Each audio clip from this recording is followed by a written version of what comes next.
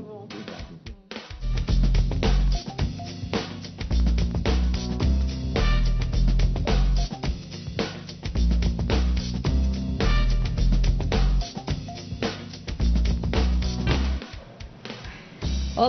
muito boa tarde para você que nos assiste. O Consulta ao Doutor já está no ar.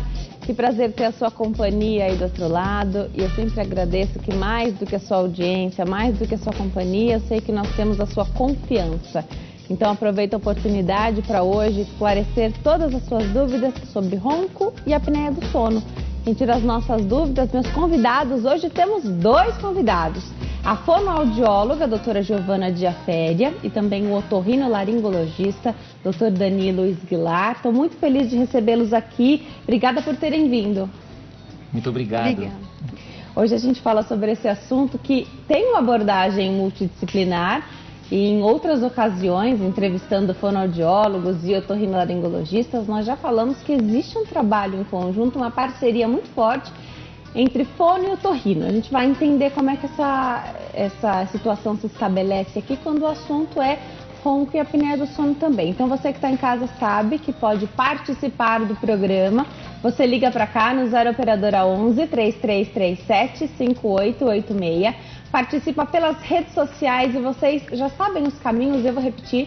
No facebook.com/consulta ao doutor, facebook.com/Denise Luque, as páginas estão atualizadas com o tema de hoje. Lá no meu Instagram também você faz sua pergunta e é bem fácil, @Denise Luque. Pergunte na última foto, que aliás é uma foto de hoje, que eu falo o tema do programa, ou então mande a sua mensagem em particular. Vou ficar feliz de te receber aqui também, você que nos assiste através da plataforma do YouTube, uma ferramenta maravilhosa para você nos assistir mesmo quando não tem uma televisão à sua disposição. Você consegue fazer isso pelo computador, pelo tablet, pelo seu smartphone. E o canal é Hit TV, se inscreva, ative as notificações. Para você que gosta de saber dos bastidores, olha que legal, todo dia tem vídeos, você consegue conhecer um pouquinho mais dos apresentadores, dos repórteres, se intera sobre os assuntos, os temas dos programas e consegue assistir. @TV Hit. Então corre lá que tem sempre conteúdo para você. Conversar com os meus convidados, vamos começar. O Dr. Danilo Esguilar, além de otorrinolaringologista, ele é médico do sono, né? A medicina do sono, então, é uma especialidade, doutor, é isso? Exato. Primeiro, boa tarde, muito obrigado pelo convite, Obrigada é um prazer estar aqui. Realmente, a medicina do sono, ela é uma subespecialidade, eu diria, né? Uma área de atuação. Então, inicialmente, nós temos que ter uma especialidade. Eu sou, por exemplo, otorrinolaringologista, mas outros especialistas podem ter essa área de atuação. Então, por exemplo, o pneumologista, o neurologista, o psiquiatra, hoje a clínica médica fazem parte desse arsenal, né, de profissionais que podem se especializar em medicina do sono. Então, eu diria que é uma área de atuação. E para tudo, para ter uma saúde boa, a gente tem que dormir bem, Sem né? dúvida nenhuma. Faz parte integrante desse nosso processo fisiológico, né? Não basta só a gente ter uma boa alimentação, ter uma condição de vida saudável. O sono é parte integrante de todo esse processo. E aí hoje a gente tem a doutora Giovana Diaféria, que é fonoaudióloga, e a gente às vezes não consegue imaginar como é que se dá essa conexão, né, da pessoa que tem ronco, apneia do sono. A gente entende essa integração, dessa conversa, né, essa multidisciplinaridade que existe entre o otorrino e a fono, mas a gente não consegue imaginar como é importante também quando o assunto é ronco e apneia. Então, seja bem-vinda, adorei te receber aqui de novo. Obrigada, E Denise. hoje a gente vai entender como é que é o seu trabalho, então, em conjunto com o Dr. Danilo, é isso? Isso, exatamente, Denise. Quero agradecer a oportunidade de novamente estar aqui para falar de uma área que tem crescido nos últimos 10 anos, que é a fonoaudiologia no sono, em parceria com a otorrinolaringologia, que é extremamente importante essa a área de atuação, porque o otorrino vai fazer todo o diagnóstico, avaliar o paciente. E aí a conduta de um dos tratamentos é a fonoterapia. E aí a gente só vai ter sucesso em terapia quando o otorrino, ele faz a avaliação, ele encaminha e ele tem toda a avaliação da parte muscular mesmo e encaminha para fono. E isso é importante. E essa é a oportunidade que a gente tem aqui no programa de esclarecer dessa importância. Excelente. Vamos começar então perguntando para o Dr. Danilo. A gente sabe que é importante dormir, né? Sem dúvida. Tem até uma imagem para a gente começar, para o doutor explicar nessa pergunta aqui. Por que a gente dorme? Por que é tão importante? Por que todas as especialidades médicas hoje falam da importância do sono? Perfeito, perfeito. Bom, existem algumas teorias para o sono, né? A primeira delas é que nós devemos recobrar a energia gasta ao longo do dia. Então, a nossa máquina, chamada corpo humano, precisa restabelecer essa energia perdida. Então, esse é o primeiro fator importante do nosso sono. Uhum. Já que a gente tem que recobrar esse processo físico, nós também temos que recobrar o processo mental, o processo que foi ao longo de um dia também pensando, trabalhando, enfim. Então, durante o sono, durante uma fase importante do sono, chamado sono REM, é quando nós recobramos a nossa memória, guardamos o que interessa e descartamos aquilo que não foi importante ao longo do dia. Outra teoria que existe é que dentro do nosso cérebro deve existir um sistema de limpeza, um sistema em que a gente deve degradar as proteínas que foram produzidas ao longo de processos bioquímicos ao longo do nosso dia. Então, isso é bem recente, que é essa pesquisa que nós chegamos à conclusão que esse sistema de limpeza é tão importante quanto você ter um sistema de limpeza ao longo do dia no sangue, por exemplo, um sistema linfático que nós chamamos. Tanto que foi feito até um paralelo desse termo linfático para o sistema cerebral chamado sistema glinfático, derivado das células da glia, portanto esse termo utilizado para a gente realmente dizer que é tão importante essa degradação de proteínas que são produzidas para que se restabeleça também esse processo. E quarta e última explicação para por que nós dormimos é sobre esse processo bioquímico, que inclusive eu trouxe uma imagem para mostrar. Vamos colocar no ar a primeira imagem que o doutor trouxe. Exato, que é esse processo, essas curvas bonitas, né, que mostram aí quando o sol se põe, então a gente perde aquele estímulo luminoso e produzimos um hormônio chamado melatonina. A melatonina é produzido então na cessação de luz, seja a luz do sol, seja na cessação de estímulos como os celulares, os tablets, a televisão. Então é extremamente importante para que a gente esteja sob menos estímulo luminoso, para que a melatonina, então essa curva vermelha, comece a levantar, a subir e chegue lá depois de 3, 4 horas do início do sono, ela atinge seu pico máximo. Obviamente a melatonina faz uma coordenação com outros hormônios. E aqui eu trago o cortisol para mostrar que ele é baixo nas primeiras horas da noite e depois lá no finalzinho da noite, início da manhã, então nós temos o pico do cortisol, que quando a gente acorda, a gente está disposto para começar mais um dia de trabalho. Ou pelo menos é para ser assim, né? É para acordar disposto. Exato. Existe essa variação de horas que a gente deva dormir? Então, para algumas pessoas, dormir menos de 8 horas é inviável. A pessoa acorda às vezes trêmula ou acorda o sono não foi reparador, não deu certo, parece que nem dormiu. Exato. Sabe a sensação de que não dormiu a noite inteira? Exato, uma noite mal dormida. Aconteceu uma vez, acredito que seja normal, mas todo dia a pessoa acordar cansada é um problema. Exato. Acaba sendo um problema mesmo. Existe uma variação genética para isso, né? A média populacional requer em torno de 7 a 8 horas de sono por noite, mas isso há uma variabilidade, né? Então, há os curto-dormidores que precisam de 4, 5 horas e estão bem. E tudo bem. E está tudo bem. Quer dizer, eles não têm essa penalidade de um prejuízo cognitivo, um prejuízo nas atividades laborativas, não há esse prejuízo. E tem pessoas que são os longo-dormidores que precisam de mais horas de sono do que essa faixa habitual de 7, 8 horas, que são aquelas pessoas que precisam de 9, 10 horas de sono. Em média, a gente fala de 7 a 8 horas. Né? E nas grandes capitais, essa média não passa de 6 horas de sono por noite, o que acaba sendo, de uma certa forma, prejudicial. Esse indivíduo, então, está privado de sono. E a privação de sono, ao longo de um período, começa a ser prejudicial, porque vai afetar o coração, vai ter mais chance desse indivíduo ter problemas cardiovasculares, problemas de cognição, no sentido da pessoa ter mais alteração de humor, alteração de memória, e ganho de peso também. Perfeito. Já já a gente retoma esse assunto. Dá pra gente ficar uma semana inteira aqui falando sobre Sem dúvida. sono, apneia do sono e ronco também, que a gente vai entrar na questão do ronco. Aparecida, nossa telespectadora e o telespectador na linha tem sempre prioridade aqui no Consulta ao Doutor. Aparecida tá na linha, fala conosco de Carapicuíba, aqui em São Paulo. Oi, Aparecida, tudo bem? Boa tarde. Boa tarde. Seja bem-vinda ao Consulta ao Doutor, pode fazer sua pergunta.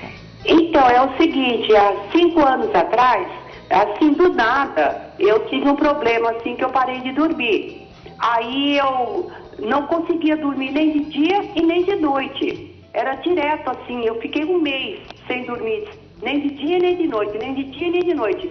Aí a minha família se preocupou, porque eu fiquei assim, eu andava no meio da rua, passava na frente dos carros, não tinha vontade de comer, não tinha vontade de dormir. Eu queria só ficar assim, deitada. Eu não queria falar no telefone, eu não queria ver televisão.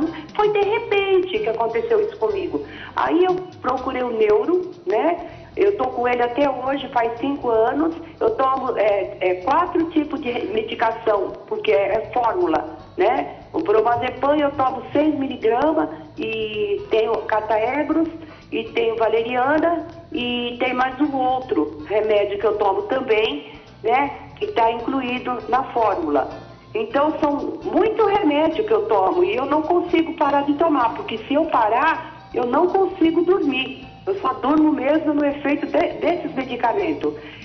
O outro remédio é queatipina e Bromazepam, valeriana, Cataegros e tomo formatidina também, que eu acho que é para proteger a parede do estômago.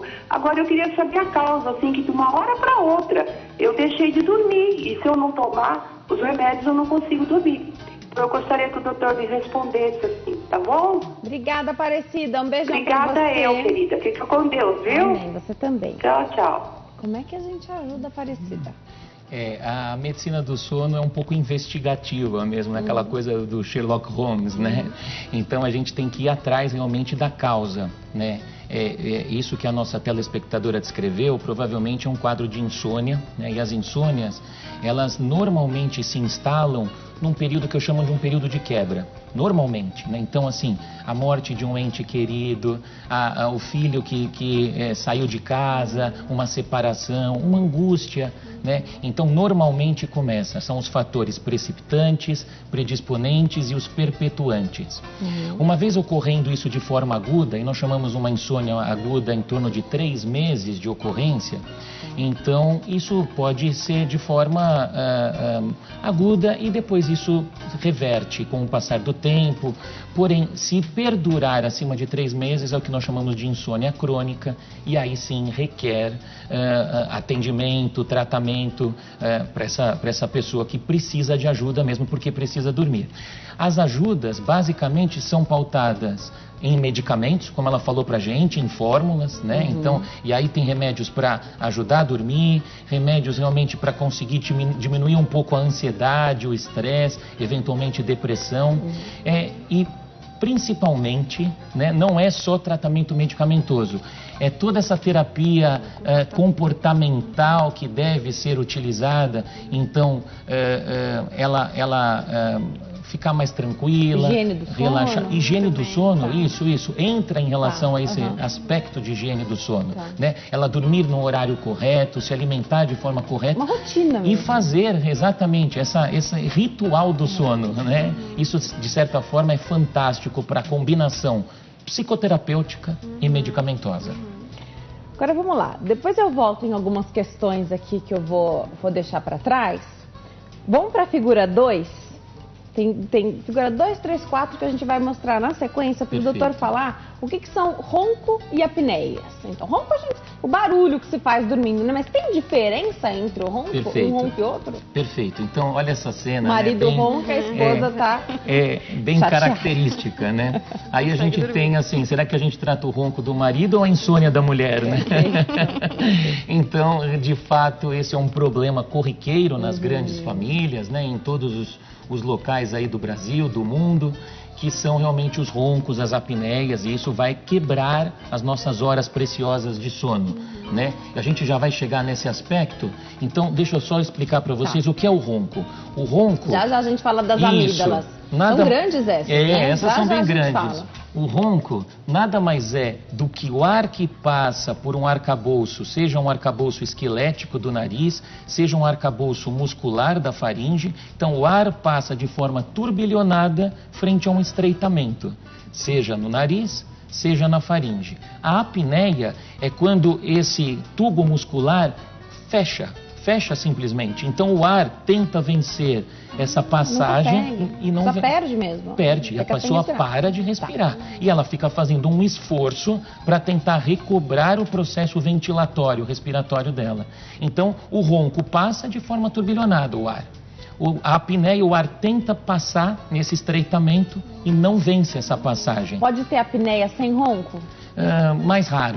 Mais raro. Normalmente o ronco é o nosso gatilho. Tá. E aí sim a gente começa a pensar quais são as causas para o ronco e a apneia. Então esse meu modelinho aqui, imagina, a pessoa está dormindo aqui assim, então, né? Opa. Tá. Aqui, isso. Deitada, então a gente imagina o seguinte. Já tem uma pressão aí, exato, né? olha lá. A pressão já começa, porque a língua cai para trás um pouquinho. Tá. Se essa pessoa já tem o queixinho para trás também um pouquinho, que são aqueles chamados retrognatas, mais um indício de que esse ar pode passar de forma turbilhonada.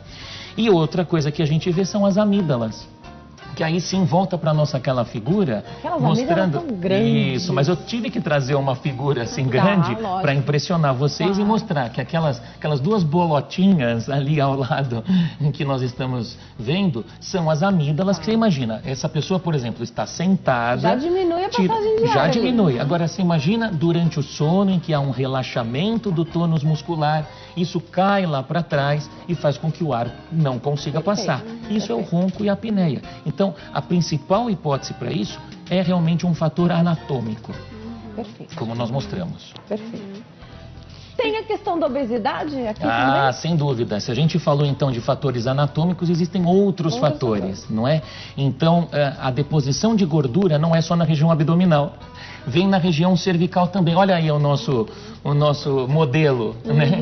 Então, eu trouxe de propósito essa figura, porque aqui eu ilustro assim, um senhor já de meia idade, então a idade também favorece esse colapso, né? Esse tubo muscular tem mais propensão ao fechamento com o passar da idade, a obesidade que não fica só na região abdominal, mas também na região cervical, não é? Então, e ser homem. O homem também tem mais propensão ao ronco e à apneia por conta de ser maior a faringe. Portanto, um tubo muscular maior, mais tendência ao colapso. A mulher começa a equilibrar essa tendência ao ronco e à apneia quando chega por volta dos 49, 50 anos, que entra na menopausa. E os hormônios que ela acaba perdendo são, de certa forma, processos que tonificam a faringe. Então, na medida em que ela entra na menopausa, entra no climatério, ela perde o estrogênio e a progesterona, que são fundamentais para manter a tonificação. Perdeu esses hormônios, então tem mais tendência. Então a mulher começa a equilibrar essa prevalência de ronco e apneia por volta dos 49, 50 anos. E Denise, outra coisa, essa obesidade que o Dr. Danilo está falando, né, que aumenta a obesidade da barriga, do pescoço e na língua. Então fica com gordura também na língua. E essa gordura na língua faz aumentar esse estreitamento, essa passagem desse ar que ele se refere. Então, todo obeso, ele vai ter uma gordura também em língua. Então, aquela língua mais inchada, mais volumosa, que impede a passagem do ar. Então, quando ele emagrece, ele, além de perder, né, cintura, pescoço, ele perde também gordura de língua. Algumas outras situações, doutora, podem fazer com que a pessoa tenha mais propensão ao ronco? Por exemplo, um respirador oral? Sim, o respirador oral ele tem um desuso do nariz, então ele não está usando corretamente esse nariz. Pode ser por uma obstrução, né, que aí o otorrino faz a cirurgia, tira essa obstrução que acontece e a fono vai trabalhar essa parte oral para que ele volte a respirar pelo nariz e fecha a boca. Porque uma reabilitação. Uma reabilitação, exatamente. Ele vai aprender a respirar pelo nariz e fechar a boca, vedar o lábio. porque o respirador oral, ele tem algumas outras doenças envolvidas. Como ele tem essa respiração errada, então ele vai ter uma flacidez muscular, ele não vai ter uma boa mastigação dos alimentos, ele tem uma mastigação ineficiente, ele não sente às vezes gosto da comida porque o ar foi batendo tanto na boca e aquela boca foi ficando tão ressecada que perde a sensibilidade, o gosto das coisas. E a fono vai ensinar então a ter gosto com as coisas, o cheiro. Então ele perde o cheiro, o olfato, porque não está respirando pelo nariz, aí ele volta a respirar fazendo tratamento. Além disso, o respirador oral vai ter alguns problemas escolares, que geralmente criança. Então vai ter um déficit de atenção na escola, vai ficar irritado, desatento com tudo, porque como ele não dorme bem, dorme com a boca aberta, respirando mal, ele vai fragmentar esse sono ao longo da noite dele. Então ele acorda muito indisposto. Então prejudica as crianças nesse aspecto. Adulto também dorme de boca aberta, existe os adultos, que vai ficando com a musculatura mais flácida, principalmente as mulheres, como o Dr. Danilo falou, da menopausa, vai perdendo os hormônios que sustentam a musculatura, então ela vai ficando com a musculatura mais relaxada, os músculos que seguram o queixo vão ficando relaxados, mais abertos, então ela dorme de boca aberta e vai roncar, começa a aparecer o ronco. E aquilo que a gente sempre fala em conjunto, o ronco sempre esconde uma doença, né? Então tem que se tratar. Não é normal. Não é normal. Você ouve um ronco, ele não é normal, ele está escondendo uma doença por trás. E a fonoterapia também vai ajudar os casos neurológicos também, né? Os pacientes que têm doença neurológica, ele vai ter mais ronco, apneia, porque vai ter uma flacidez maior da musculatura. Agora, você falou de alguns problemas neurológicos, mas mesmo quem não tem nenhum problema neurológico, pode ter uma flacidez da língua? Pode. O que mais a gente encontra é uma flacidez. Um dos sinais que eu digo que a língua está flácida e posicionada em assoalho da boca é quando você vê a língua toda demarcada com os dentes. Então aquela língua toda flácida na borda dela, na lateral da língua, isso é um sinal de flacidez muscular. Aquela língua hipotônica, aquela língua flácida, o paciente começa a falar errado, os fonemas, projeta a língua, falando projetado, então é uma flacidez. O escape de ar nas laterais da língua, isso também é uma alteração por falta de tônus muscular, de fortalecimento. Às vezes a pessoa vai buscar o especialista porque ronca e vai descobrir que tem uma flacidez na estrutura, ou às vezes ela vai buscar porque a dicção dela não está boa, às vezes ela precisa fazer uma apresentação ou trabalha com isso. Sim. E a situação está dessa forma. É sempre desde a infância ou você pode começar de uma hora para outra com esses problemas? Não, pode começar.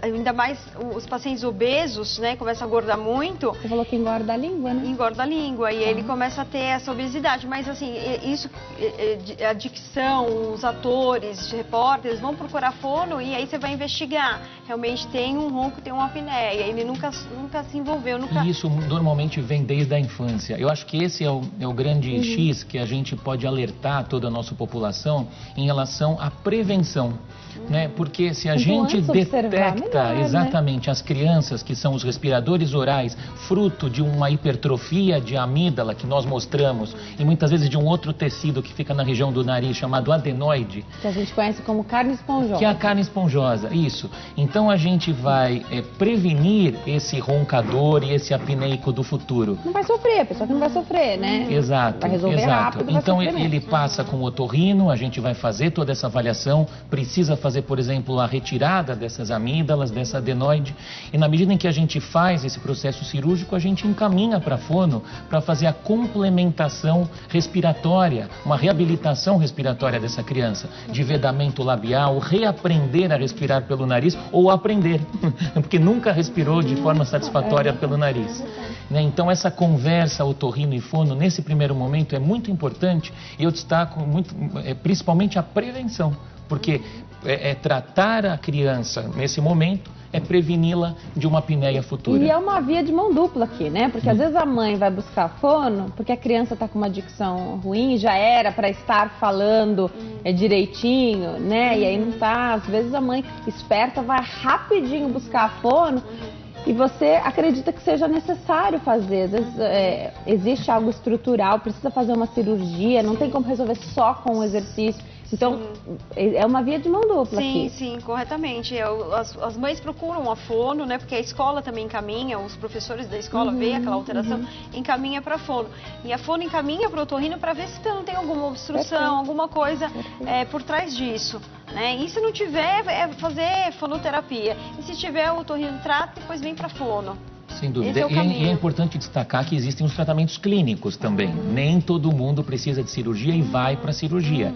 Então, a avaliação especializada é fundamental para que a gente avalie quais são aqueles pacientes que vão se beneficiar de um tratamento cirúrgico e aqueles que realmente não precisam de cirurgia, mas precisam de tratamento com corticoides tópicos, com medicamentos que vão fazer com que essa criança respire bem, durma melhor. E aí a gente faz essa ponte com a fono, faz ponte com a dentista também. É importante destacar que a multidisciplinaridade já começa desde a infância, né? Para fazer aquelas disjunções da maxila, né? Que são as expansões rápidas de maxila, para que esse respirador comece a ter uma harmonia dentária e, de certa forma, vai se beneficiar de todos os aspectos. O otorrino atuando, o dentista atuando, o fono atuando, e o benefício é somente para o paciente. A gente vai para o intervalo, mas antes, a última perguntinha antes da gente ir para o intervalo é a seguinte: hoje a gente tem muita informação e a gente sabe que adultos sofrem até hoje porque não resolveram na infância alguns problemas que me parece que são muito fáceis de resolver. Por exemplo, a pessoa que fala o S colocando a língua entre os dentes, a outra pessoa que fala magavilha, por exemplo, né? Eu acredito que sejam situações que se resolvessem na infância seria muito mais fácil, a pessoa não ficaria estigmatizada. Também podem ser problemas aqui para o ronco? Também é um sinal, né? Assim, como eu sou especialista na área da medicina do sono, né? Fiz meu mestrado, agora doutorado, então a gente acaba entrando mais e investigando isso com os pais das crianças. Pode ser que além disso a pessoa não durma bem, ronque, e você já resolve todos os problemas. Exatamente. É uma pergunta que eu faço, que eu inseri na minha anamnese, né? No meu questionamento. Porque tem que dormir bem, né? Você não... Ainda mais criança. Sim, exatamente. Você precisa desenvolver e é através do sono que a gente consolidar a memória, né? Ela precisa aprofundar o sono, ela precisa aprendizado, ela precisa ter raciocínio, criar lógicas, associações, então ela precisa ter um bom sono. A gente vai para o intervalo.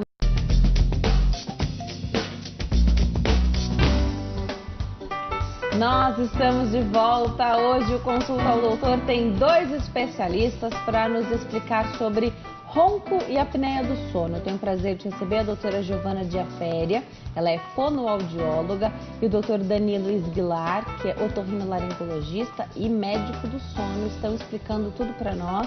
Existe uma conexão entre os 2 profissionais, eles trabalham juntos, tem a parte da reabilitação que a fono faz e que é importantíssima, né? Senão compromete o resultado, às vezes, de uma cirurgia que o médico fez, foi excelente, mas parte disso é o depois, né? Sem dúvida. Que depende da fono e a pessoa tem que ter a disciplina de ir, né? Sem dúvida, sem dúvida. E é uma das características, muitas vezes, que denota, vamos dizer, falha no tratamento. Então diz assim: doutor, eu fiz uma cirurgia para melhorar meu ronco e ainda não melhorei 100%. Então essa multidisciplinaridade faz com que a gente tente chegar no 100%. Em qualquer idade, doutora, é a mesma coisa? Ou crianças recuperam e aprendem muito mais fácil? Crianças, a gente começa o tratamento quando ela começa a entender e começa a ter disciplina, a fazer os exercícios. Se não tem disciplina, não consegue fazer, a gente espera um tempo de amadurecimento dela e começa a terapia. Eu, geralmente, com 4, 5 anos de idade, eu consigo já atuar com as crianças. Lógico que tem que ser lúdico, muito lúdico, porque é criança, né? Mas elas realizam o tratamento. Alguns que é mais imaturo, se começa depois dos 5 anos de idade. Mas... Pode falar, por favor. Mas antes dos 5 anos, em algumas crianças eu consigo o tratamento. Agora, você falou das crianças. E é tão gostoso quando depois de um dia, não sei se essa é a palavra certa, é que observar crianças dormindo é tão gostoso, né? Mas às vezes a criança ronca, ela brincou o dia inteiro, a criança dá aquela, né? Faz aquele ronquinho. Tudo bem isso ou já pode ser um sinal? Já pode ser um sinal, né? Então, isso daí tem realmente aquele estigma da avó, de achar tão bonitinha a criança. E tudo que a criança faz é lindo, né? Então, olha como ela mexe na boneca, olha como brinca de bola, olha como ronca bonitinho, né? Então, esse ronco bonitinho pode já começar a esconder patologias que fazem com que haja esse estreitamento da via aérea, né? Roncar, eventualmente, não há problema nenhum, né? Então, os roncos esporádicos não chamam muito a atenção. Tanto que uma das perguntas que eu faço no consultório é: ronca todas as noites? Ah, não é todas as noites. Eu já começo a pensar que esse fator obstrutivo não é dos maiores. Ao passo que quando você tem, ronca todas as noites, ixi, será que então eu estou falando de uma criança que tem uma hipertrofia adenomidaliana? A gente observou uma imagem aqui, vou pedir até para o Walter colocar de novo essa imagem, a foto do menininho, que o respirador oral, ele tem características, né, doutora? Você pode falar um pouquinho pra gente? Sim, eu coloquei essa figura realmente para ilustrar como é a face de uma criança, né? Então ela tem um lábio ressecado, boca aberta, até alterações na gengiva acaba acontecendo. O olhinho caído, a bochecha caída, o estreitamento da aba do nariz também estreitada, então respira mal, triste, apático, né? Então alteração até da parte cervical, dos ombros mais jogados para frente, a cabeça muda porque ele tenta captar o ar, então ele muda todo o eixo postural dele para poder captar o ar, para poder ventilar, respirar. Então não é só uma alteração cognitiva, facial, mas também corporal. A parte motora dele vai estar alterada também. Perfeito. Vamos falar um pouquinho sobre as maneiras que a gente dorme. Tem gente que fala, eu só ronco se eu dormir de barriga para cima. Existe isso? Existe. Realmente, tem pessoas que só pioram de barriga para cima. Na verdade, a gente tem que pensar do ponto de vista fisiológico, né? Se a gente falou de um relaxamento desse tubo muscular, é importante que a gente entenda que se a gente tem as amígdalas, a língua volumosa, o queixo para trás, há uma tendência maior desse colapso quando a gente está de barriga para cima. Mas é interessante que tem pessoas que têm somente esse processo de ronco e apneia quando estão realmente de barriga para cima. Temos até um termo técnico que nós chamamos de apneia posicional, né? Então, isso a gente acaba identificando primeiro de uma forma subjetiva. O paciente conta pra gente e depois de forma objetiva através de um exame que esse indivíduo vai fazer num laboratório chamado polissonografia. E quando a gente avalia o gráfico dessa polissonografia, então nós observamos que os eventos respiratórios ocorrem somente quando o paciente está de barriga para cima. E tem uma coisa interessante, né, Danilo? A gente que trabalha no ambulatório da Universidade Federal de São Paulo, a gente vê que não só os obesos roncam, até os magros, eles roncam, e porque alguns têm uma falta de desenvolvimento da maxila, então a maxila é mais funda. Isso geralmente os orientais. Exato. Né? Então, não só o obeso, né, que dorme de barriga para cima, mas a gente também vê magros que roncam. Exato. E a explicação para isso são as alterações esqueléticas, e aí a gente está falando tanto da maxila quanto da mandíbula. E outra explicação é uma propensão desse indivíduo ter mais flacidez muscular. Hoje a gente tem esse processo também. Quer dizer, não é bem uma equação né, exata, o tempo todo exata. Então nós temos o magro que você vai explicar, poxa, tem o fator neuromuscular envolvido. E a questão do excesso de peso, quando é que pode esperar essa pessoa emagrecer? Porque ela pode estar precisando e realmente querer perder algum peso, mas pode ser que o peso que ela consiga perder assim mais rápido, que né, seja possível de fazer, seja viável, não seja suficiente também. Espera, não espera, como é isso? Antes de tratar. Sempre a gente tenta preconizar a perda de peso. Isso é saúde para a pessoa antes de qualquer coisa. A perda de peso que tem um impacto no sono, os trabalhos científicos, médicos mostram que é em torno de 10% do peso corporal. Ou seja, um indivíduo hoje que tem 80 quilos, para ele ter um impacto positivo no sono, no ronco e na apneia, ele teria que perder 8 quilos para haver esse impacto. Mas, obviamente, a gente já faz todo um critério de avaliação de exame físico para ponderar se o peso realmente é o principal ou há outros fatores. Então, nesse momento, a gente já está olhando, olha, tem o peso, mas tem o queixinho para trás, mas é homem, mas está usando remédios que possam piorar a qualidade respiratória. Então, a gente vai colocando na balança e tentando ponderar aquilo que é mais preponderante para tentar atuar e chegar nas medidas melhores para o sucesso terapêutico. E se não dorme bem, engorda? Ah, é verdade, isso pode ocorrer também. A gente fala que a obesidade é uma via de mão dupla, né? Então, tanto o obeso, já que por qualquer outros fatores já pode ter mais propensão ao ronco e apneia, como nós vimos anteriormente, quem não dorme, seja por privação de sono, seja por insônia, seja pela própria apneia do sono, lança a mão de um mecanismo metabólico que faz com que haja mais propensão a ganho de peso. É uma alteração de dois hormônios principais chamado leptina, que é o hormônio da saciedade, e grelina, que é o hormônio da vontade de comer. Então a gente diminui a leptina, que é o hormônio da saciedade, aumenta a vontade de comer com essa grelina e faz com que o indivíduo realmente engorde. Se ele engorda, ele ronca mais. E aí fica esse círculo vicioso. Exato, exato. Exatamente. E agora no inverno também, eu tenho recebido muito paciente, vai fazer fonoterapia para reabilitar toda a musculatura e tem o nariz entupido, está obstruído, o ar muito seco,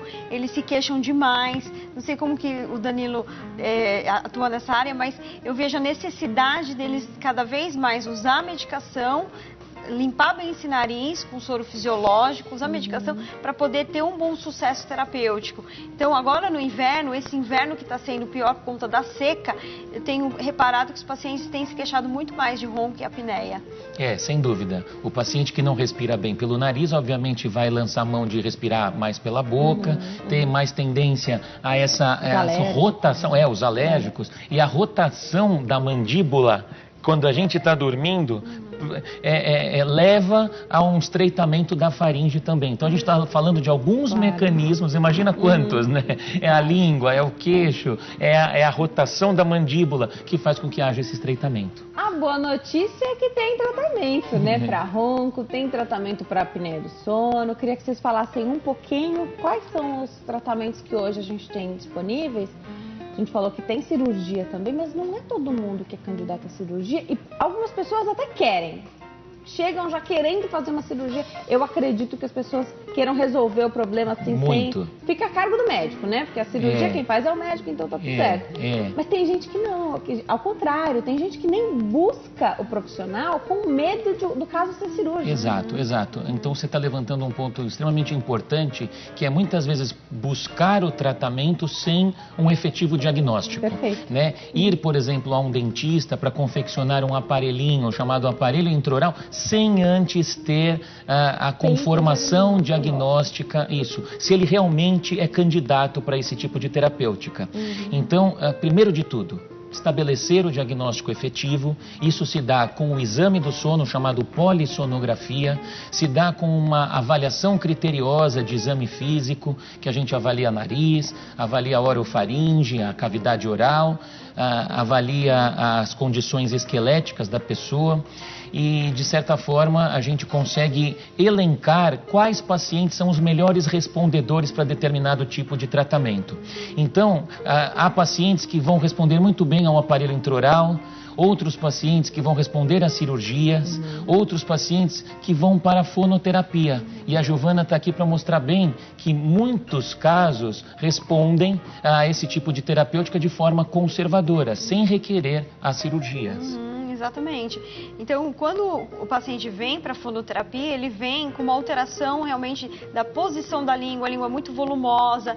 Tem uma figura que eu gostaria até que colocasse, de um paciente com as três figuras. Ele está com a boca aberta, né? Isso, com a boca aberta. E aí, quando você pede para o paciente abrir a boca, você vê só língua, né? Você não vê garganta no final da boca. Posicionar essa imagem pra gente ver, eu também achei bem interessante. Essa imagem foi um paciente que foi tratado, que eu mostrei, que eu mostro. Quando ele abre a boca, quando ele abre, ele mostra bem o volume da língua, a altura do dorso da língua, cobrindo toda a parte posterior. A gente não consegue ver a campainha dele, né? E aí foi a primeira sessão, quando eu bati a foto e mostrei a ele, né, como estava a região da boca dele, a língua dele mal posicionada, e ele fazendo terapia. Na 4ª sessão ele já foi diminuindo essa altura e chegou na última sessão de fonoterapia, que geralmente são 12 sessões, é um programa de exercícios que tem começo, meio e fim. Então o tratamento para a ronca-apneia, ele tem começo, meio e fim com a fonoterapia. Então a última sessão dele, você consegue ver a língua mais baixa e a campainha lá no fundo, que é a úvula, ela é bem erguida, bem sustentada. Então, naturalmente, quando você pede para ele abrir a boca, você consegue ver o fundo da garganta. Deixa eu aproveitar, vou interromper um pouquinho a doutora para atender a Maria. Fala conosco da cidade de Bujari, no Acre. Oi, Maria, tudo bem? Boa tarde. Boa tarde. Seja bem-vinda ao Consulta ao Doutor. Fique à vontade para fazer sua pergunta. O telespectador ao telefone tem sempre prioridade por aqui. Fica à vontade. Tá bom. Olha, eu queria perguntar para o doutor assim, porque eu já tenho 65 anos, aí há uns 10 anos eu tenho um pigarro e eu fico fazendo assim na garganta todo o tempo, como que tem um pigarro. Eu acho que não é um pigarro, mas é assim todo o tempo. Aí, e também assim, eu ronco muito, né? Eu ronco muito quando eu estou dormindo. Às vezes, até quando eu viajo, eu falo pro meu aqui do lado, olha, se eu roncar, tu me catuca, tá? Porque eu ronco. E aí eu queria saber dele se tem algum tratamento, né? Assim, eu sou professora há muitos anos também, e não sei se tem alguma coisa a ver com a voz, porque antigamente, assim, eu já tenho 65 anos e eu sou professora há muito tempo, e naquela época não tinha fonoaudióloga pra gente procurar, e não tinha assim. Então a gente falava alto e colocava a voz da maneira que a gente achava, né? E aí eu fiquei com esse pigarro já tem mais de 10 anos. Tem jeito pra mim? Obrigada, Maria. Um beijão para você, para o pessoal de Bujari, no Acre. Adorei a pergunta da Maria, ela traz vários elementos aqui para nós, fiquem à vontade. Foi providencial a pergunta dela, né? Porque a gente tem que pensar que o tratamento começa de forma clínica, né? A gente está falando de dispositivos e recursos fonoterápicos, mas antes de tudo, né, uma boa higiene do sono, como nós já falamos, tratamentos medicamentosos, né? Uma terapia postural, como a gente falou, para aqueles pacientes que roncam de barriga para cima, mas ela levantou um aspecto, e é por isso que eu falei a respeito do tratamento clínico, que é sobre o pigarro, né? O pigarro muitas vezes esconde um refluxo, que é o ácido que é produzido no estômago e reflui para a região da laringe, né? Então, ela faz até uma ponte quando fala da voz, se tem alguma relação, e normalmente tem a rouquidão mais no fim do dia, o ato de pigarrear pode muitas vezes ter o refluxo. E a gente explica que o refluxo é uma via de mão dupla. Tanto pode piorar a apneia do sono, quanto a apneia piorar o refluxo. A apneia, quando a gente faz aquele esforço, aumenta a negatividade da pressão intratorácica e aí predispõe esse aumento do refluxo. O ácido é produzido e vem aqui na região mais alta. Então, às vezes, ela não precisa sentir aquela queimação nessa região. Eles manifestam com, por exemplo, rouquidão, pigarro, uma tosse que não passa, e aí nós vamos fazer aquele exame no consultório, aquela câmerazinha chamada nasofibrolaringoscopia, para chegar na região da laringe para avaliar a condição das cordas vocais dela e também avaliar se não existe um edema nessa região. E muitas vezes nós damos o diagnóstico de refluxo faringolaríngeo, quer dizer, é uma variante do refluxo gastroesofágico e que vai dar para ela esse pigarro, essas alterações de voz e muitas vezes podem levar à piora do ronco, como ela relatou bem. Mais um detalhe, o pigarro também pode ser uma rinite mal curada. Então eu digo que aqui a faringe, ela está no meio, tanto do nariz, de algo que pode descer e escorrer para a garganta e gerar esse processo irritativo, quanto algo que é produzido no estômago e vem aqui para cima. Então esse mecanismo é extremamente de ser bem diagnosticado. Então tem um pouquinho de rinite, trata a rinite. Tem um pouquinho de refluxo, trata o refluxo. Para a gente chegar na via final da terapêutica. Ela é professora, né? Então ela usa muito, a demanda vocal dela é grande como professora. Então ela vai sentir mais essas alterações, porque na hora de falar ela não consegue falar ou coordenar a respiração com a fala, porque atrapalha, vem um pigarro no meio da fala. Então isso atrapalha mesmo, né? Então, realmente, a fono, atuando em conjunto com o otorrino, vai potencializar e ajudar muito mais. A dona Maria que veio de longe, né? Que ligou lá do Acre. Primeiro para usar a voz da maneira correta, né? Porque ela até falou, na época não tinha essa informação de como colocar a voz do profissional para ajudar a cuidar, e hoje a gente tem, né? Você falou da fonoterapia, são exercícios que a gente aprende com você na sessão, depois a gente fica replicando em casa? Sim. Então, uma vez por semana, mais ou menos. Isso, uma vez por semana. O paciente aprende a fazer os exercícios e ele vai reproduzir isso durante a semana. Tem que ter disciplina, porque se não fizer o exercício, ele não vai ter melhora. Então tem que ter disciplina. Alguns pacientes meus chegam fazendo os exercícios no começo, depois só vão lembrar de fazer o exercício no dia que tem a fonoterapia. Então esse paciente não tem adesão, ele não vai haver melhora, porque não tem disciplina, ele não é sistemático. Quantas vezes por dia esse exercício tem que ser feito? Eu sugiro eles fazerem 2 vezes ao dia. Né? Embora a minha pesquisa, quando eu fiz com 100 indivíduos tratados comigo, eles fizeram 3 vezes ao dia. Né? Mas hoje eu vejo que a demanda, a maioria são jovens que têm uma vida ativa, que trabalham e não conseguem. Então eu consigo coordenar com o paciente a distribuição dos exercícios ao longo do dia para não sobrecarregar. E ele consegue ativar a musculatura. Que tipo de concentração precisa para fazer esse exercício? Por exemplo, dá para fazer dirigindo? Dá para fazer dirigindo, dá para fazer cozinhando, no banho. Né? Então, agora, eu só sugiro para paciente que realmente eu veja que ele tem atenção, né, dirigindo, por exemplo. Se ele não tem atenção, eu nem sugiro que ele faça isso. Mas tem que estar seguro para fazer uma segunda atividade, né? Sim, exatamente. Dupla tarefa, né? Dirigir e fazer o exercício. Perfeito. Quem trabalha com a voz, às vezes desaquece a voz no carro, né? No caminho, em qualquer lugar. Sim. Então, mesma coisa dos exercícios do walk apneia. Quanto tempo, mais ou menos, demora? De exercício? Em média de 10 a 15 minutos estourando. Assim, pacientes que pegam rapidinho, eles já fazem o exercício, eles conseguem distribuir ao longo do dia, de hora em hora, e fazendo exercício, sem sobrecarregar. Realmente depende da pessoa ter disposição a querer fazer e querer melhorar. É que nem atividade física, né? Você não vai na academia, você não vai ter um bom resultado motor, físico, né? Agora, quando você vai, você tem uma disciplina realmente, você vê o resultado muito mais rápido. É a mesma coisa em fonoterapia. E aí, quem está em tratamento com o otorrino e com a fono, você quer ver essa paciente daqui a quanto tempo? Porque a doutora Giovana vai ver essa pessoa a cada semana. Sim. Sem dúvida. Por pelo menos 12 sessões, sim, né? 3 meses.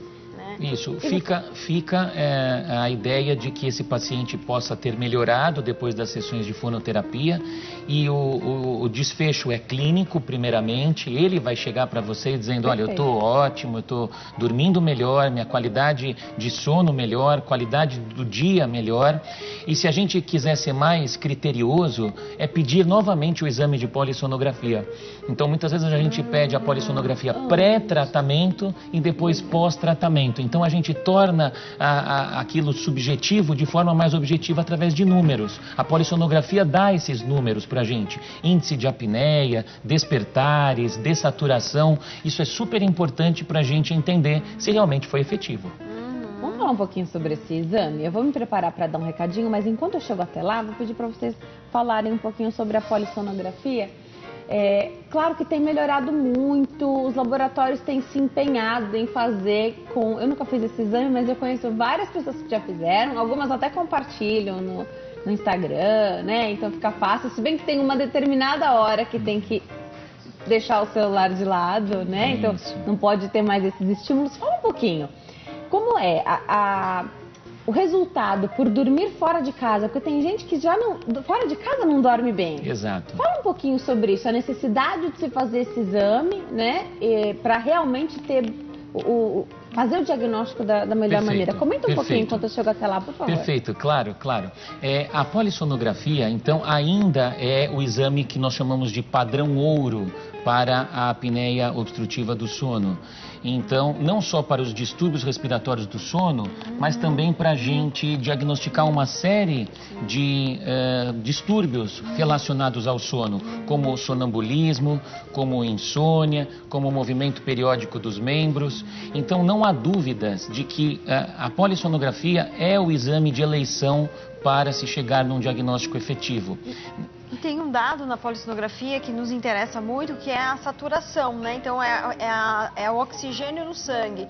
Então, a gente tem essa medida, né? E geralmente quem tem ronco e apneia tem essa queda de saturação, e isso pode comprometer o que leva a ele ter um derrame, alteração de memória, então, um problema cardíaco. Então, quando se faz um exame e a gente vê que tem uma queda muito elevada da saturação, aí sim o médico ele pode orientar o paciente a usar uma máscara, um CPAP para melhorar essa saturação. Então, na polissonografia que a gente vai ter esse parâmetro, esse dado que é extremamente importante. Perfeito. Né? Porque às vezes a pessoa tem um ronco e ela não sabe a gravidade do problema. E a polissonografia ela vai mostrar a gravidade, se é uma apneia leve, moderada ou grave, e se ela está tendo queda de saturação e muitos despertares à noite. E esses dados é de relevância para poder indicar o melhor tratamento. Perfeito. Perfeito. Não vai perder nada do nosso bate-papo, que a gente vai para o intervalo. No próximo bloco, eu volto a conversar com a doutora Giovana Diaféria, que é fonoaudióloga, o doutor Danilo Esguilar, otorrinolaringologista e médico do sono. Eles são docentes dos cursos do Instituto do Sono. E estão aqui hoje para explicar tudo para nós sobre ronco e apneia. A gente se vê no próximo bloco. Até já!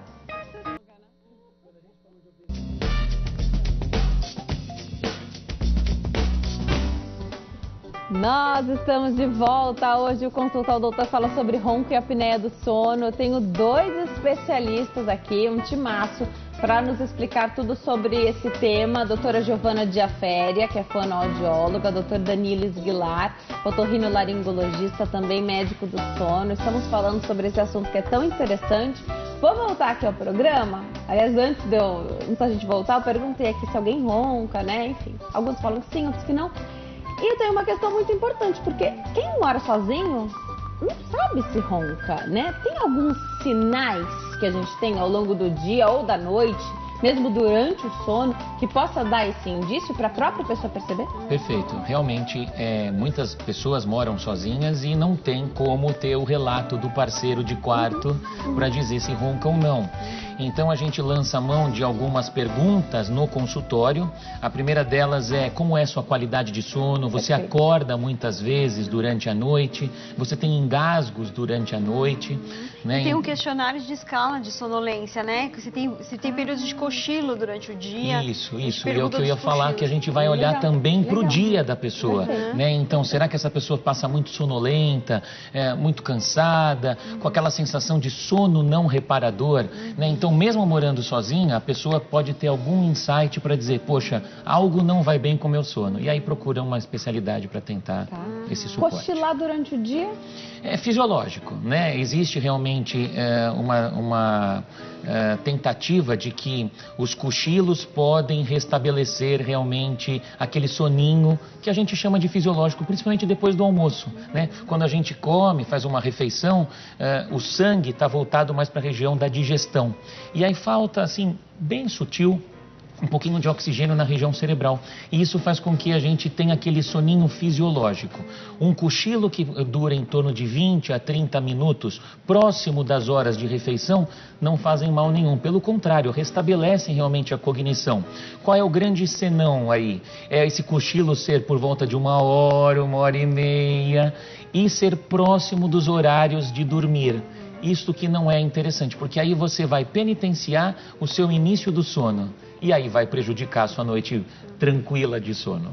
Vou chegar em casa por volta de 7, 8 horas, tá cansado e cochilar, aí pode não ser bom, porque tá muito perto realmente da tem hora muita de gente que faz isso. Liga a televisão e vai cochilar no sofá. Criança, depois da escola, às vezes a mãe não quer que durma, mas não tem jeito, a criança dormiu, exato, né? Aí exato. atrapalha o sono da noite. Atrapalha. Essa criança, se ela dormir num período que não está acostumada, muitas vezes ela vai acordar mais precoce. E aí vai bagunçar todas essas horas de sono adequadas.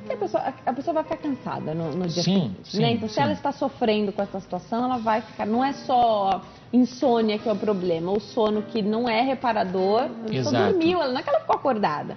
Ela dormiu, mas tem tantos despertares que ela não consegue reparar. Não consegue aprofundar o sono, não consegue fazer todos os estágios do sono adequados. Então ela vai ter durante o dia hipersonolência. Então ela vai ter muitos sinais clínicos de sonolência, né? Então ela tá sentada, tá dormindo, ela tá conversando com alguém, tá dormindo, tá assistindo TV, ela cochila rápido. Então a gente tem uma escala. Dormiu, né? Você vê que a pessoa às vezes não percebe que isso é um problema. Eu durmo em qualquer lugar. Exatamente. Se você parar de conversar com a pessoa, ela dorme. Isso já é um problema, é um problema. Agora, esses cochilos curtos, que ele tá falando, é normal, fisiológico. Mas quando é um cochilo que ela fica o dia inteiro nisso e a pessoa não rende, perde memória, cognição, não rende no trabalho, não produz, a pessoa já está com uma doença. Nós chamamos de sonolência diurna excessiva e aí tem que procurar realmente auxílio. Pode ser apneia, mas podem ser outros distúrbios do sono. Pode ser que essa pessoa esteja desenvolvendo uma depressão, umas alterações neurológicas e aí a sonolência requer uma investigação adequada de um especialista. Tá. Vamos falar um pouquinho daquele dispositivo intraoral? Tem até uma imagem para a gente mostrar. Você falou que o ideal é lógico, né? Ir ao otorrino, recebe o diagnóstico e aí estuda a possibilidade de tratamento, inclusive colocando no tratamento a fonoaudióloga, né? Então, existe essa multidisciplinaridade, né? Então vai existir, pode ser com o dentista, a fono e o otorrino, todos trabalhando juntos, não tem problema aqui. Exato. E eu ainda abro outros especialistas como psicólogo, como fisioterapeutas, endócrino, outros médicos como endocrinologista, neurologista, psiquiatra. Quer dizer, a gente tem que avaliar de forma global esse indivíduo. Dentre essa possibilidade de tratamento, se houver realmente o diagnóstico de apneia do sono, e aí num grau leve a moderado, nós lançamos mão de, muitas vezes, se o paciente tem condições dentárias para isso, o aparelho intraoral, que é o que eu trouxe para mostrar para vocês. Vamos colocar a imagem? Então, só para quem está em casa saber do que se trata o que a gente está conversando aqui, sempre com responsabilidade. Esse é o CPAP. Vamos colocar o anterior, que é um aparelhinho que parece aquela plaquinha do bruxismo, né? Até ia perguntar, não pode ser confundido, né? Exato. É diferente. Exato, é diferente. É diferente. Ele tem um mecanismo na lateral, se você for reparar, que faz com que o dentista faça ativações ao longo de determinado período no consultório para anteriorizar a mandíbula, né? Então, se você for lembrar que a gente comentou que o indivíduo tem essa propensão de fechamento, de estreitamento da via aérea, esse é um dispositivo que vai posicionar a mandíbula do paciente durante a noite, isso é só para usar durante a noite. Não atrapalha nada. Não atrapalha, lembra muito o aparelho de bruxismo, né? Evita com que esse paciente faça realmente o contato, dente superior com dentição inferior, e faz com que realmente, para alguns casos, como nós estamos destacando, não são para todos os indivíduos, mas que para alguns pacientes isso tenha realmente uma repercussão bem positiva. Exige uma adaptação também, né? Porque pode ser que eu acredito que funcione para muita gente muito bem, mas esse reposicionamento pode não ser confortável também para alguns pacientes. Sim, quando não é confortável, geralmente eu entro para ajudar o paciente, porque ele acaba tendo uma dor muscular, né? Porque você traz o queixo para frente e aí você desloca essa musculatura e quando ele acorda de manhã ele tem uma hipersensibilidade na mastigação, por exemplo, mastigar o pão na hora de tomar o café. Então ele sente aquela dor muscular e não se alimenta direito. Então a fonoterapia vai ajudar a melhorar essa musculatura dele para ele se adaptar melhor ao uso do aparelho intraoral. Como o doutor Danilo falou, esse ajuste lateral dele, ele vai avançando conforme vai necessitando para abrir o espaço aéreo lá atrás. Então, chega uma altura que não consegue mais avançar, porque ele não consegue ir mais para frente. Ele fica com uma apneia residual. Essa apneia residual ajuda a eliminar fazendo os exercícios musculares, junto com o aparelho intraoral. Então são várias situações. Tem a situação que só a fonoterapia pode ajudar e resolver o problema. Pode ser que tenha que colocar o aparelho intraoral e ainda fazer a reabilitação. E pode ser que precisemos de outras ferramentas que existem e a gente ainda vai falar aqui. Sim. Perfeito, é isso mesmo. Vamos falar um pouquinho do CPAP? Tem até uma foto para a gente mostrar, mas olha aí.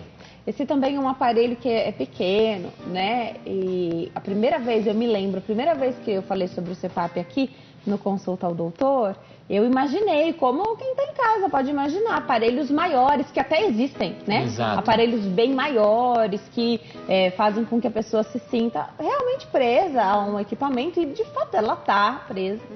Mas em seguida eu recebi tantas mensagens, isso é um relato de uma leiga mesmo que eu sou, não conheço ninguém, ninguém da minha família usa CPAP, mas as pessoas se escreveram dizendo que se sentem tão bem, que a qualidade de vida melhorou tanto usando o aparelho, mesmo aparelhos grandes. Perfeito. Que aí eu pude imaginar que realmente a história é diferente da que a gente acredita, né? A qualidade de vida melhorou, a pessoa passou a viver melhor. E aí vive mais, né? Sem dúvida, Fala é isso mesmo. Pra gente. Bom, perfeito, você destacou pontos importantíssimos, né? Então, mais uma vez, a gente seleciona quais são os pacientes que melhor aderem ao CPAP, não é para todo mundo, né? Nem todo mundo vai aderir. A gente até pode dar para um paciente com ronco primário, apneia leve, desde que tenha muita sonolência, mas aqueles que melhor vão aderir ao tratamento é o paciente com apneia do sono grave, que já está dormindo pelos cantos, que já está tendo um problema cognitivo, de memória, de atividades laborativas, de convívio social. Então, esse indivíduo, quando instala uma máscara para dormir à noite, que vai abrir sua via aérea, ele faz com que não haja esse mecanismo de trauma, de fechamento o tempo todo, e aí, obviamente, vai se sentir melhor ao longo do dia. Outro destaque que você deu em relação à saúde, né? Quer dizer, o fato dele evitar esses repetitivos traumas ao longo da noite faz com que ele evite de ter as consequências, porque muita gente diz, doutor, mas eu não estou incomodado, é um ronquinho, não é nada demais. E você olha para a polissonografia, um paciente extremamente grave. Então, a gente destaca que é importantíssimo o tratamento, porque nós evitamos doenças como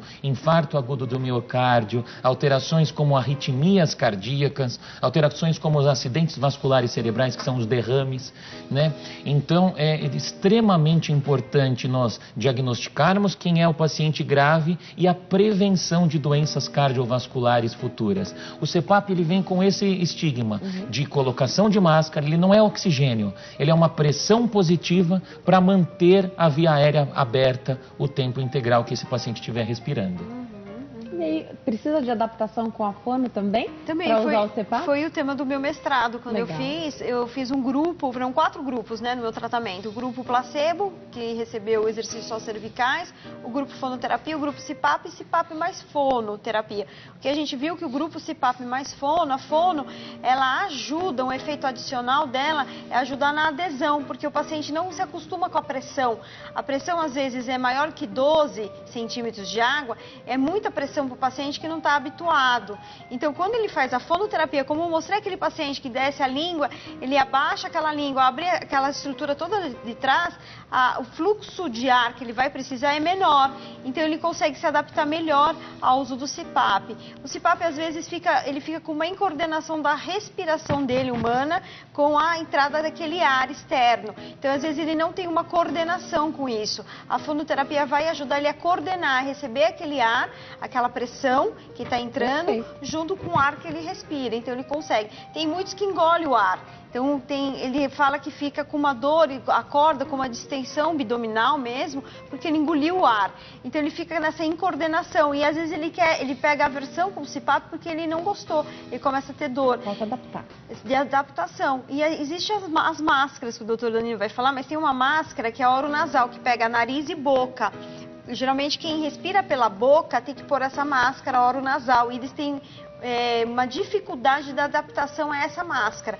Então, ele vai fazer a fono para usar a máscara nasal e aí eu fortaleço toda a musculatura do queixo dele para fechar a boca, o lábio e o queixo para fechar. Então, apesar de existir essa máscara que pega nariz e boca, o ideal é ele tratar essa respiração oral que ele tem para conseguir usar a máscara no nariz. No nariz. Perfeito. Hoje a gente entende Legal. que as melhores máscaras são as nasais. Não só porque elas melhoram de forma mais efetiva coletiva, o ronco e a apneia, principalmente as apneias obstrutivas do sono, obviamente, mas também porque esse paciente adere melhor ao tratamento, então é mais confortável para ele. Eu trouxe, por exemplo, uma máscara para mostrar para vocês. E é muito legal. Como que hoje a modernidade tem chegado... Macia, né? Eu não sei se ela é assim, a pessoa coloca desse jeito aqui, né? É desse jeitinho mesmo que eu tô vendo na minha mão. Mesmo, macia, né? Lá nas primeiras vezes que eu falei sobre o CPAP, eu tinha imaginado em algo muito rígido. Até tem, né? Era pesada, né? Existem ainda, mas obviamente os pacientes têm optado por essas máscaras mais modernas. Sim, mais né? Então é assim, são né? mais leves. Essa parte vai no nariz. Vai no nariz, isso. Tá. E aqui na cabeça. Aqui na cabeça, e aqui liga o tubo, né? Que vai ligar a traqueia até aquele equipamento que nós mostramos. Excelente, ó. Isso, bem ali. macio mesmo. É novinho esse aqui, o doutor trouxe para mostrar pra gente. Obrigada por ter trazido. Sim. É compacta, ela é menor, né? Não é uma máscara bem menor, ela vai totalmente aqui no nariz, ela pega só a parte nasal e ela é leve. As antigas, ela era mais rígida, como você falou, era mais pesada e pesava muito no rosto. A pessoa acordava realmente com a máscara, com o rosto todo marcado, deformado com a própria máscara. Por isso que hoje em dia a importância de trocar sempre a máscara, ver o que tem de novidade, para não deformar o rosto. Dorme de lado usando a máscara? Sim, essa daí, por exemplo, ela faz com que o paciente tenha uma mobilidade da cabeça muito melhor, porque o tubo vai por cima. Então, aqueles pacientes que antes reclamavam que batiam no tubo, a indústria cria uma técnica para colocar essa traqueia acima da cabeça para que o paciente tenha mobilidade satisfatória da cabeça. Quem é que faz o ajuste dessa máquina? Normalmente, o próprio médico pode fazer esse tipo de ajuste. A doutora falou que tem um fluxo, pressão, né? A pressão. Isso. Quem é que define que pressão vai ser? Exato. O médico está habilitado a fazer esse tipo de adesão e de manejo. E a fisioterapeuta eventualmente pode ajudar também. Outra profissional. Isso, outra profissional que entra, como a gente disse, nessa multidisciplinaridade. Doutora Giovana, não havendo a acomodação e adaptação adequada do paciente logo de cara, né? Então ele vai precisar da tua ajuda. Sim. A gente já entendeu isso. Ele precisa levar o equipamento e fazer ele funcionar lá pra você? Sim, eu faço com ele junto. Principalmente nessa questão que eu falei pra você, que ele fica encoordenado da respiração, engoliu o ar, ele leva, a gente coloca junto, ele faz o treinamento comigo, sincronizar a respiração dele com o aparelho, então ajuda bastante. Hoje em dia eu faço uma pré-terapêutica, antes de ele usar o CPAP, ele já vem para fazer uma ativação muscular, para melhorar essa questão muscular dele e ele poder se adaptar melhor ao CPAP. Até na redução da pressão do CPAP, né? Como eu falei para você. Aquela língua volumosa, aquela obstrução toda, ele vai precisar de mais volume de ar. Então você pode ir ajustando depois, diminuindo essa necessidade. Sim, eu entro em contato, geralmente assim, ou o médico ou o fisioterapeuta que está acompanhando, a gente vai ajustando essa pressão do paciente. À medida que ele vai ganhando tônus muscular, adequando a musculatura, ele vai fazendo. Eu sei que a ideia não é essa que eu vou falar aqui, mas quero saber se pode existir o paciente que depois não precisa mais desse CPAP. É raro, né? Porque a ideia não é essa, né? A ideia não adaptar e ficar com ela. Mas assim, uma grande perda de peso, por exemplo, pode ser bem sugestiva. Por exemplo, pacientes com aquela obesidade mórbida, que é aquela obesidade realmente bem importante, podem ser submetidos a cirurgias bariátricas. E essa cirurgia reduz tanto o peso que muitas vezes vai impactar no nível da apneia. E aí esse paciente que outrora usava o CPAP passa a não usar mais. O idoso pode ser submetido a tudo isso que a gente falou aqui? A polissonografia, fazer o diagnóstico, começar a fonoterapia, usar CPAP, tentar outros tratamentos? Tudo. Tudo isso está à disposição do idoso. Exato. Inclusive eu trouxe uma imagem da fonoterapia, que foi um aplicativo, como você perguntou pra gente, quando a pessoa dorme sozinha, como que faz? Saber, né? Então, existe um aplicativo chamado Snorlab, que se abaixa no celular e você grava a noite inteira. Vou pedir pro Walter colocar essa imagem, então. A imagem é a penúltima. Isso, legal. Essa daí. Então aqui foi um paciente que ele veio ao tratamento, né, em maio. Ele gravou para mim, né, o som dele, ele abaixou o aplicativo Snorlab, gravou e a gente vê as espículas, que são os roncos que ele causa. Então, quanto mais colorido essas espículas, é mais intenso esse ronco. Olha como já melhorou 2 meses então, depois, né? Depois de 1 mês e meio, né? Tá. Quase 2 meses, realmente 2 meses. Tá. Ele melhorou em 2 meses, ele diminuiu o score de 43, ele foi para 7. Roncômetro, adorei. É roncômetro, E aí é o medidor, o objetivo do ronco, né? Então, a última semana, que agora foi a semana passada, ele estava com um score de 3. Então, ele dá um score, né, de 47, ele foi para 7, depois ele foi para 3. Excelente. Então, esse é o tipo de paciente que tem adesão, que realmente faz o exercício. E a gente pode ver, quando eu peço para ele gravar, e ele melhora. E essa imagem também, né? Essa é outra paciente também, Tá. que fez a fonoterapia, então ela começou com bastante intensidade, as espículas, né? Como eu falei, quanto mais colorido ela for, mais alaranjado, E mais tem um vermelhado, momento ali bem conturbado do sono, né? mais intenso. E depois É. ela foi regredindo essa intensidade. E esse exemplo que ela deu foi para fonoterapia, mas o paciente pode usar para qualquer pré e pós-tratamento. Né? Então, a modernidade está aí para isso, né? Para auxiliar o indivíduo, né, a saber se realmente está sendo efetivo esse tratamento. Nosso tempo está acabando, eu preciso encerrar o programa. Eu recebi várias mensagens que a gente não conseguiu responder aqui, mas a principal questão que é levantada em todas as perguntas que eu recebi hoje, que eu dei uma olhada, falam da parte social. Pessoas envergonhadas por roncarem, outras com problemas no relacionamento, no casamento, porque a esposa ronca ou o marido ronca, e as pessoas não sabem, né? A minha esposa reclama muito, motivo de briga, motivo da pessoa não viajar, motivo da pessoa não se encontrar Dormir no grupo. em quartos separados. Isso, perfeito, perfeito. E às vezes até em quartos separados, o barulho atrapalha. Então tem que usar o protetor auricular. Fora o medo, né, de acontecer alguma coisa durante aquela apneia que dá um susto na pessoa que está do lado, né? Exato. Voltem outras vezes para a gente continuar essa abordagem ou fazer outras aqui Sem no Consulta ao dúvida. Doutor. Os dois estão convidados para virem juntos novamente e separados também para a gente conversar Sem aqui. dúvida. O programa, a gente tem bastante tempo para falar sobre o assunto, você vê. É tão importante falar sobre o sono e a qualidade dele, que a gente podia mesmo ficar aqui bem mais de um dia conversando sobre esse tema. Eu vou passar os contatos, então, primeiro da doutora Giovana, que é gidiaferia@hotmail.com. gidiaferia@hotmail.com, no Facebook Giovana Diaféria e no Instagram @gidiaferia, bem facinho. Tem também o telefone. 0 operadora 11 3237 2031, 3237 2031, os contatos do Dr. Danilo, site www.daniloesguilar, com S mudo e 2 L's, .com.br, daniloesguilar.com.br, no Instagram, @drdaniloesguilar, e o telefone 0 operadora 11 31 70 0899. Doutora Giovana Diaféria, fonoaudióloga, doutor Danilo Esguilar, otorrinolaringologista e médico do sono. Eles são docentes dos cursos do Instituto do Sono e hoje vieram aqui ensinar tudo pra gente sobre esse tema que gera mesmo tantas dúvidas. Eu adorei, passou muito rápido. Obrigada, voltem sempre. Muito obrigado, para nós foi um prazer. Eu acho que o recado que fica realmente é a população se precaver, se prevenir, tirar esses estigmas do sono e ir atrás de um especialista, porque por trás do ronco tem uma patologia séria chamada síndrome da apneia obstrutiva do sono. Obrigada. Viu? Quero agradecer também pela oportunidade de estarmos aqui, de falar um pouco da nossa área de atuação, né? E eu espero que hoje todo mundo tenha uma boa noite de sono. Com certeza. Obrigada, viu? Bom fim de tarde. Obrigada a você que escolhe ficar bem informado aqui conosco hoje. Fiquem com Deus. Até amanhã. Tchau.